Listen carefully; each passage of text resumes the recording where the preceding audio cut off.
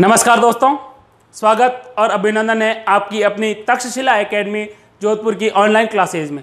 दोस्तों आज अपन बात कर रहे हैं राजस्थान फार्मासिस्ट भर्ती 2020 और राजस्थान जेईएन भर्ती 2020 के बारे में। दोस्तों इन दोनों भर्तियों में जो सिलेबस है उस सिलेबस में राजस्थान जीके का भी एक महत्वपूर्ण रोल रहा है। इसी को ध्यान में रखते हुए और विद्यार्थियों की मांग पर तक्षशिला एकेडमी जोधपुर आपके लिए लेकर आया है topic wise online test series, जिसमें आपको पहले जो पूर्व परीक्षाओं में आ चुके हैं प्रश्न वो भी मिलेंगे और कुछ नए प्रश्न जो महत्वपूर्ण साबित होंगे आपके सिलेक्शन के लिए, उन प्रश्नों को भी हम शामिल करेंगे। तो दोस्तों तक्षशिला एकेडमी जोधपुर की ऑनलाइन क्लासेस से जुड़ने के लिए तक्षशिला एकेडमी जोधपुर का जो चैनल है उस चैनल को सब्सक्राइब कीजिए, लाइक कीजिए एंड शेयर कीजिए। सवाल देखिए, सवाल लिखा हुआ है नदियों, क्या लिखा हुआ है? नदियों को जोड़ने से संबंधित योजना है। नदियों को जोड़ने से संबंधित योजना है। चार ऑप्शन है आपके सामने, कौन सी योजना है वो बतानी है। अमृत क्रांति, स्वरूप क्रांति, पवित्रम क्रांति या फिर है मेघ क्रांति। विद्यार्थियों अमृत क्रांति ध्यान रखना, अमृत क्रांति है। अमृत क्रांति नदी जोड़ने की एक योजना है। क्या जोड़ने की? नदी जोड़ने की एक योजना है। यानी इसमें यह कहा गया है कि देश की सारी नदियां हैं जो महत्वपूर्ण होती हैं और उन नदियों को क्या करना है, जोड़ना है। और जहां पर पानी की उपलब्धता नहीं है वहां तक इस पानी को क्या करना है, पहुंचाना है। राजस्थान की तीन नदियां हैं, पार्वती, काली सिंध और चंबल। कौन कौन सी? तो याद रखना, पार्वती, काली सिंध और चंबल, इन नदियों को शामिल किया गया है अमृत क्रांति के अंतर्गत। तो अमृत क्रांति है, नदी जोड़ो परियोजना है। नदी जोड़ो या फिर आप कह सकते हो ये जो क्रांति है ये नदियों को जोड़ने के लिए बनाई गई है और इसमें राजस्थान की तीन नदियां चंबल, पार्वती और काली सिंधु को क्या किया गया है, शामिल किया गया है। फिर नेक्स्ट क्वेश्चन देखते हैं, वो देखिए राजस्थान की वह नदी जिसका उद्गम राजस्थान से है, लेकिन सर्वाधिक महत्व गुजरात में है। यानी उद्गम कहां से हो रहा है? देखिए वापस, उद्गम हो रहा है राजस्थान से और महत्व सर्वाधिक है, वो कहां का है? गुजरात का है। तो दोस्तों राजस्थान की एक ऐसी नदी है, उस नदी का नाम बताना है आपको। चार ऑप्शन है, लूणी नदी, माही नदी, पश्चिमी बनास और साबरमती। दोस्तों साबरमती, क्या नाम है नदी का नाम? साबरमती नदी है। यह जो इसका उद्गम स्थल है, इसका जो उद्गम स्थल है वो उदयपुर जिले में है। किस जिले में है? उदयपुर जिले में एक जगह है जिसका नाम है कोटड़ी। तो कोटड़ी उदयपुर से इसका उद्गम स्थल होता है। उदयपुर से ये बहती हुई सीधी चली जाती है कहां पर? गुजरात में। कहां पर? गुजरात में चली जाती है। अब देखिए साबरमती का महत्व गुजरात में इसलिए है क्योंकि गुजरात का सबसे बड़ा शहर अहमदाबाद है, वो भी साबरमती नदी के किनारे है। दूसरा, गुजरात की राजधानी है गांधीनगर, वो भी साबरमती नदी के किनारे है। तीसरी, महात्मा गांधी ने अपने एक आश्रम की स्थापना की थी, महात्मा गांधी का आश्रम जिसका नाम था साबरमती आश्रम, वो भी साबरमती के नदी के तट पर स्थित है। तो राजस्थान की एकमात्र ऐसी नदी है जिसका उद्गम तो राजस्थान में है लेकिन उसका सर्वाधिक महत्व है वो कहां पर है? वो है गुजरात में। नेक्स्ट क्वेश्चन देखते हैं, लोसीधर का नाला किस नदी पर स्थित है? लोसीधर का नाला किस नदी पर स्थित है? चार ऑप्शन है आपके सामने, माही नदी, चंबल नदी, बनास नदी और लूणी नदी। दोस्तों सवाल पूछा है लोसीधर का नाला। पहली बात तो मैं आपको बता दूं कि ये जो लोसीधर का नाला है ये भी अगर एग्जाम में पूछ ले कहां पर है तो ये है डूंगरपुर में। कहां पर है दोस्तों? डूंगरपुर के अंदर ये है। अगली बात कि लोसीधर का नाला ये किस नदी पर है? तो देखिए लोसीधर का नाला है ये है आपके माही नदी पर। कौन सी नदी पर? माही नदी पर लोसीधर का नाला है। किस जिले में है? तो डूंगरपुर जिले में स्थित है। नेक्स्ट क्वेश्चन देखते हैं, राजस्थान में सोतर नदी है, यदि राजस्थान में ऐसी कौन सी नदी है जिसको सोतर नदी कहा जाता है? चार ऑप्शन है आपके सामने, काकनी, चंबल, लूणी और गग्गर। सवाल पूछा है सोतर नदी का, तो राजस्थान में सोतर नदी किसे कहा जाता है? सोतर नदी को कहा जाता है गग्गर नदी को। किसको कहा जाता है? गग्गर नदी को कहा जाता है। गग्गर नदी के अन्य नाम क्या क्या है? गग्गर नदी को कहा जाता है मृत नदी, और क्या कहा जाता है इसके अलावा? इसके अलावा देखिए इसको कहा जाता है नट नदी। इसके बहाव क्षेत्र को क्या कहा जाता है? तो इसके बहाव क्षेत्र को कहा जाता है पाट। इसके अलावा जब इसका पानी पाकिस्तान तक चला जाता है तब पाकिस्तान वाले इस नदी को कहते हैं हकरा। क्या कहा जाता है? हकरा। और जो कालीबंगा सभ्यता है, कौन सी सभ्यता? कालीबंगा सभ्यता है, जो प्राप्त हुई है किस नदी के किनारे? घग्गर नदी के किनारे। अगर घग्गर नदी का उद्गम स्थल पूछे आपको, घग्गर नदी का उद्गम स्थल पूछे तो हमेशा ध्यान रखना कि कालका की पहाड़ियां हैं। कौन सी पहाड़ियां हैं? कालका की पहाड़ियां। और कालका की पहाड़ियां हैं वो है आपके हिमाचल प्रदेश में। कहां पर?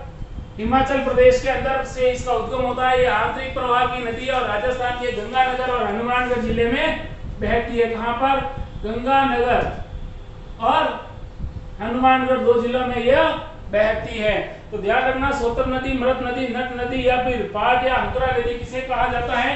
ये कहा जाता है आपकी घग्गर नदी को। नेक्स्ट क्वेश्चन देखते हैं। राजस्थान में आंतरिक प्रवाह की सबसे छोटी नदी है। राजस्थान में आंतरिक प्रवाह की सबसे छोटी नदी कौन सी है वो बतानी है आपको। 4 ऑप्शन है, कांतली है, कागनी है, साबी है या घग्गर है। दोस्तों राजस्थान की एक नदी है जिसका नाम है साबी। और साबी नदी कैसी है? आंतरिक प्रवाह की नदी है। आंतरिक प्रवाह का मतलब है कि ये किसका अपना जल है किसी भी सागर या महासागर या नदी में नहीं लेकर जाती है। और ये राजस्थान की सबसे छोटी कैसी नदी है? आंतरिक प्रवाह वाली नदी है। साबी का उद्गम स्थल पूछे तो उद्गम स्थल इसका भरतपुर है। और भरतपुर से कहां पर आ जाती है ये? भरतपुर और जयपुर। और ये गिरती कहां पर है साबी नदी? तो साबी नदी गिरती है आगे एक राजस्थान की सबसे बड़ी खारे पानी की झील है जिसका नाम है सांबर।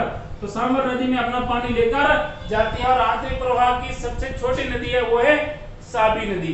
नेक्स्ट क्वेश्चन देखिए, राजस्थान के अफवाह तंत्र को कितने भागों में विभाजित किया गया है?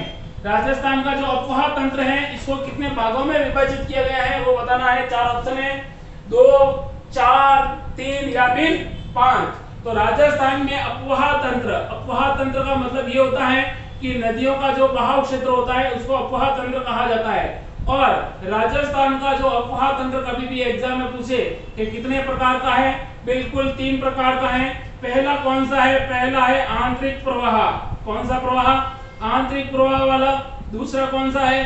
दूसरा है अरब सागर का प्रवाह। और तीसरा कौन सा है? बंगाल की खाड़ी का प्रवाह।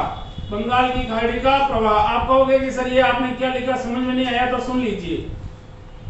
राजस्थान की वे नदियां जो किसी सागर में नहीं मिलती है, महासागर में नहीं मिलती हैं, चलती हैं, उद्गम स्थान से कुछ समय कुछ दूर जाती है और जमीन पर जाकर हो जाती है विलुप्त, उसको कहा जाता है आंतरिक प्रवाह की नदी। फिर दूसरा देखिए, राजस्थान की वे नदियां जो अपना पानी कहां पर लेकर जाती है? अरब सागर की ओर लेकर जाती है, उन्हें कहा जाता है अरब सागर अफवाह तंत्र की नदी। और वे नदियां जो अपना जल कहां लेकर जाती हैं? बंगाल की खाड़ी की तरफ, उसे कहा जाता है कौन सी नदी? बंगाल की खाड़ी का अफवाह तंत्र। क्या कहा जाता है? बंगाल की खाड़ी का अफवाह तंत्र। राजस्थान में 3 प्रकार के अफवाह तंत्र पाए जाते हैं। नेक्स्ट क्वेश्चन देखिए, बांकली बांध किस नदी पर बनाया गया है? बांकली बांध है वो किस नदी पर बनाया गया है? 4 ऑप्शन है देखिए। पहला ऑप्शन है सुगड़ी, दूसरा है बांकली, तीसरा है जवाई, चौथा है बांडी। तो बांकली बांध पूछा है। और बांकली बांध है वो बता दूं मैं आपको कि बांकली बांध का जब भी जिक्र आएगा तो बांकली बांध राजस्थान का एक जिला आएगा जिसका नाम है जालोर। तो बांकली बांध है जालोर जिले में। जालोर जिले में नदी कौन सी है? तो देखो सुगड़ी नदी है। कौन सी नदी है? सुगड़ी नदी। तो सुगड़ी नदी पर बना हुआ है बांकली बांध। किस जिले में है? जालोर जिले में। अगर सवाल पूछे कि सुगड़ी किसकी सहायक नदी है, सुगड़ी किसकी सहायक नदी है, तो ये सुगड़ी है, ये लूनी नदी की सहायक नदी मानी जाती है। नेक्स्ट क्वेश्चन देखिए, राजस्थान में भारत का कितना प्रतिशत भूमिगत जल विद्यमान है? यदि राजस्थान के अंदर भारत का कितना प्रतिशत जल है वो भूमिगत रूप से मौजूद है? 4 ऑप्शन है आपके सामने। 1.67 यानी 1.67%, दूसरा है 1.78%, तीसरा है 1.99% और तीसरा है 1.99%। दोस्तों राजस्थान के अंदर 1.6% जल है। वो जल क्या माना जाता है? वो भारत का माना जाता है। भारत का मानने का मतलब ये है कि राजस्थान के अंदर भारत का 1.6% यानी 1.67% जल पाया जाता है। नेक्स्ट क्वेश्चन देखिए, कर्क रेखा को 2 बार काटने वाली नदी है। कर्क रेखा को 2 बार काटने वाली नदी है, उसका नाम बताना है। सोन नदी, माही नदी, चंबल नदी या साबरमती। दोस्तों माही नदी, कौन सी नदी? माही नदी। माही नदी है यह नदी कर्क रेखा को कितने बार काटती है? कर्क रेखा को 2 बार काटती है, 2 बार काटती है। अब इसके अलावा और क्या सवाल बनते हैं? माही नदी के उपनाम कभी भी एग्जाम में पूछे कि इसके क्या क्या उपनाम है, तो उपनाम में हमेशा ध्यान रखना, इसे कहा जाता है कांठल की गंगा। किसकी गंगा? कांठल की गंगा। और क्या कहा जाता है? इसको कहा जाता है वागड़ की गंगा। क्या कहा जाता है? वागड़ की गंगा। दक्षिणी राजस्थान की गंगा, दक्षिणी राजस्थान की गंगा। और क्या किसकी गंगा कहा जाता है? इसे कहा जाता है आदिवासियों की गंगा, आदिवासियों की गंगा। इसके अलावा और क्या कहा जाता है? इसे तो ध्यान रखना, इसे कहा जाता है आदिवासियों की जीवन रेखा। किसकी जीवन रेखा? आदिवासियों की जीवन रेखा। ये कोई भी इनमें से सवाल सारे पूछे गए हैं जो उपनाम में कई बार अक्सर सवाल पूछे जाते हैं। अब देखिए माही नदी है, यह माही नदी कर्क रेखा को 2 बार काटती है, राजस्थान की एकमात्र नदी है। अगली बात, माही नदी की टोटल लंबाई है 576 किलोमीटर। कितने किलोमीटर? 576 किलोमीटर। राजस्थान में इसकी लंबाई है 135 किलोमीटर। इसके अलावा माही नदी पर बांध बना हुआ है जाखम बांध, और जाखम बांध कहां पर है? प्रतापगढ़ के अंदर। अगली बात देखिए कि जो ये माही नदी है, इस माही नदी के बारे में और क्या सवाल बनते हैं? तो देखिए 3 नदियां मिलती हैं, सोम, माही और जाखम। और ये नदियां मिलती है डूंगरपुर में, और डूंगरपुर में एक जगह है जिसका नाम है नवा टापरा। क्या नाम है? नवा टापरा। और यहाँ पर क्या आयोजित होता है?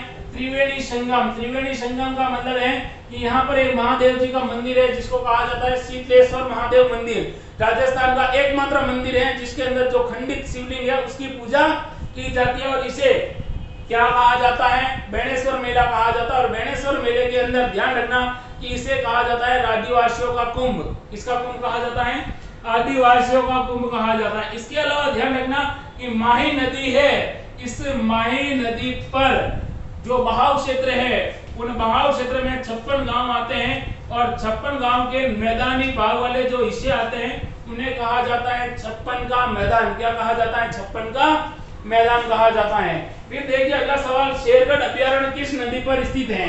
शेरगढ़ अभ्यारण्य है वो किस नदी पर स्थित है? और 4 ऑप्शन दे रखे हैं। पहला ऑप्शन है आपका चंबल, दूसरा आपका काली सिंध है, तीसरा परवन है, और चौथा है बाणगंगा। दोस्तों सवाल पूछा है शेरगढ़ अभ्यारण्य। पहली बात तो आपको बता दूं, ये जो शेरगढ़ अभ्यारण्य है ये कहां पर है? शेरगढ़ अभ्यारण्य है ये आपके एक जगह है जिसका नाम है बारां जिला। कौन सा? शेरगढ़ अभ्यारण्य है बारां जिले में, और बारां जिले के अंदर नदी बहती है, उस नदी का नाम है परवन। कौन सी नदी है? परवन। तो शेरगढ़ अभ्यारण्य ध्यान रखना सांपों के लिए भी जाना जाता है, सांपों की शरण स्थली भी कहा जाता है इसको शेरगढ़ अभ्यारण्य। इसमें बहुत अधिक क्या पाए जाते हैं? सांप पाए जाते हैं। इसके अलावा यहाँ पर कई बार दूसरे जानवर भी विचरण करते हुए दिखते हैं। तो शेरगढ़ अभ्यारण्य बारां में किस नदी पर है? परवन नदी पर बना हुआ है, या परवन नदी पर स्थित है। फिर देखिए चंबल नदी का उद्गम स्थल किस राज्य से है? सवाल बड़ा अच्छा है, चंबल नदी का बार बार सवाल पूछा जाता है, और चंबल नदी का आपको उद्गम पूछा है। 4 ऑप्शन है आपके सामने। पहला ऑप्शन देखिए राजस्थान, गुजरात, या फिर मध्य प्रदेश, या फिर उत्तर प्रदेश। राजस्थान के अंदर चंबल नदी बहती है, आप लोगों को पता है। और चंबल नदी का उद्गम पूछे कभी भी तो देखिए जनापाव की पहाड़ियां। कौन सी पहाड़ियां? जनापाव की पहाड़ी। अब जनापाव की पहाड़ी कहां पर है आपको पता है? मध्य प्रदेश के अंदर। वहां से यह नदी है वो क्या करती है? निकलती है। अब देखिए इसके अलावा सवाल कई बार चंबल नदी के बारे में पूछा जाता है। चंबल नदी को क्या कहा जाता है? चंबल नदी को कहा जाता है चर्मवंती। क्या कहा जाता है? चर्मवती कहा जाता है। राजस्थान की वह नदी जो चर्मवती भी कहलाती है, तो इसे कहा जाता है कामधेनु। क्या कहा जाता है? कामधेनु। इसके अलावा राजस्थान में वर्ष भर बहने वाली सबसे लंबी नदी, ये नदी है वो कैसी बहती है?